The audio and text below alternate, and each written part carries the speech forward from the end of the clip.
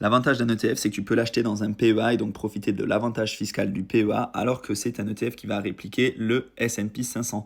En fait, un ETF, c'est un panier d'actions, et dans un ETF du S&P 500, tu auras les 500 plus grosses entreprises américaines. Je te montre un petit peu comment faire tes recherches. Là, on est sur le site Just ETF, qui va te permettre de comparer les ETF et surtout d'avoir toutes les informations nécessaires. Tu auras le code de l'ETF, tu auras le ticker, donc c'est-à-dire le code de façon plus simple, SPEA. On peut avoir par exemple le DCAM, hop, on va trouver l'ETF d'Amundi, c'est un ETF du MSCI World. C'est la même chose, hein, la part de l'ETF est à partir de 5 euros et on aura énormément d'informations dessus. On a donc les frais de l'ETF qui sont de 0,20%. On a le mode de réplication qui est synthétique, c'est-à-dire qu'il investit dans des entreprises américaines, mais pour répliquer des entreprises... il investit dans des entreprises européennes pour répliquer des entreprises américaines, on va y arriver.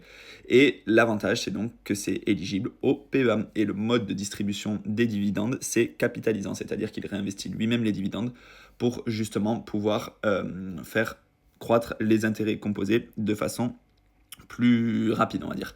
Tu peux comparer un petit peu le graphique, par exemple, tu peux le comparer avec un autre ETF, et surtout, tu auras différentes informations concernant cet ETF, avec par exemple les entreprises dans lesquelles il va investir concrètement. Si tu veux plus d'informations, n'hésite pas à t'abonner au compte. Si jamais tu veux ouvrir ton PEA pour justement commencer à investir en ETF, n'hésite pas à utiliser le code que je t'affiche pour profiter de la prime de 150 euros sur Boursorama.